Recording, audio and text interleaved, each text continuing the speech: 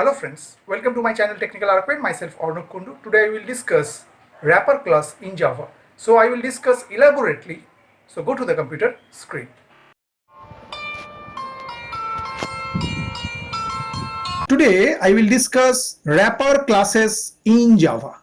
Okay, a wrapper class is a class whose object wraps or contains a primitive data types. Okay, when we create an object to a wrapper class, it contains a field, and in this field we can store a primitive data types.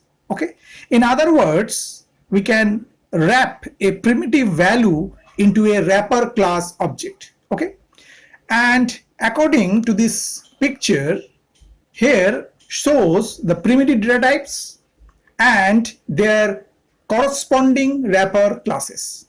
Okay, now we talk about the another part which is related to this wrapper class.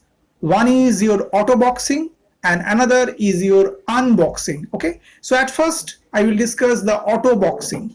Okay, automatic conversion of primitive types to the object of their corresponding wrapper classes is known as auto boxing. For an example, suppose we convert int to integer, where int is a primitive data type and integer is a wrapper class.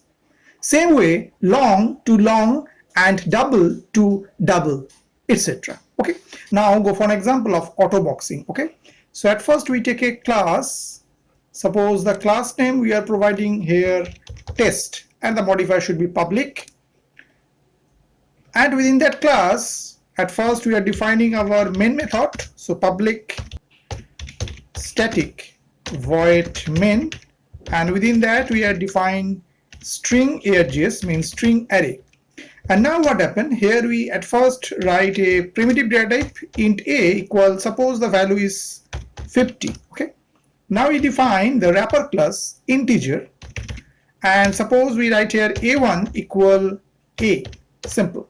Okay, now what happened, we just simple write system dot out dot println, and just at first write a plus and put a space, and then write plus a1. Okay, and close it. And if we execute that, so we get 50-50. So this is the statement where actually the auto boxing is going on. Means here automatic conversion of primitive types to object of their corresponding wrapper class. So this is actually the auto boxing. Now go for the another example. So suppose we take an example. So at first we take a class, and suppose we put the class name as test, and the modifier should be public. And after that we are just define within that our main method public static void main and string args, means string array. And now here we have simple write int num equal 10. So actually here we define a primitive data type as integer. Okay, now we write here integer and take a variable obj and just write equal, and now we write integer dot value of, this is the method, and within that we just pass the num as the variable whatever we are declared as a primitive data type. Okay, the above line creating a wrapper class object and also converting the primitive data type num to wrapper class object. Okay, and now we just simple write system dot out dot println, and just here suppose we write num plus and just provide a space and also plus obj, and after close it. If we execute that, so we get as output 10. So here what happened, auto boxing is going on, means the automatic conversion of this primitive type into the object of their corresponding wrapper class. Okay, so int is your primitive type and integer is your wrapper class. Okay, now I am talking about the another part which is unboxing. Okay, it is just the reverse process of auto boxing, automatically converting an object of a wrapper class to its corresponding primitive type is known as unboxing. Okay, so for example, suppose the conversion of integer, which is a wrapper class, to int, which is a primitive type, and also long to long and double to double, like that. Okay, now go for an example of unboxing. Okay, so here we take a class name is test, and within that we are just define the main method. So just write public static void main, and also write the string args. Okay, mean string array, and now we are just define the wrapper class integer and just write I equal new, and we are just instantiate of the class integer within the reference variable I. So just write integer and put some value here 50. Okay, now what happened, we define an primitive types int a equal and just write I. Okay, now just simply we are just print, so system.out.println and just write I plus, put a space and then write plus a and close it, and now execute that.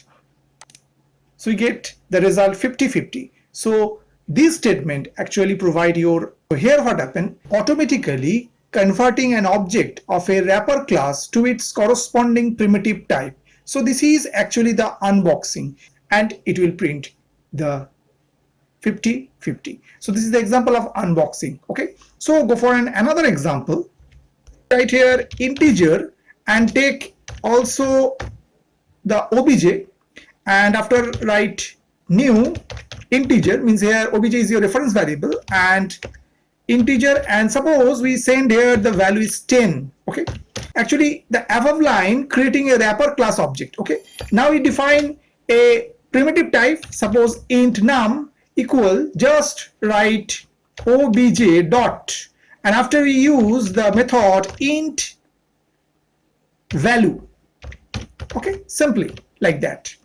Actually this statement converting the wrapper object to primitive data type. Okay, and now we write system.out.println and just write num plus, give a space and plus obj and just close it, and now execute that. So we get same result 10-10. Means this is the another way which is known as unboxing, means just the reverse process of autoboxing. Okay, so this is the actually example of your wrapper class. Means I am talking about the integer, you can take your own example, means you can try in your own way for your double, for your long, for your boolean, means whatever the other primitive data types are there and their respective wrapper classes are there. Okay, now I am talk about that why we need wrapper class, right? Wrapper classes convert primitive data types into objects. Okay, objects are necessary if we wish to modify the arguments passed into a method, because the primitive types are passed by value. Okay, and also sometimes we might need to use objects instead of primitive data types.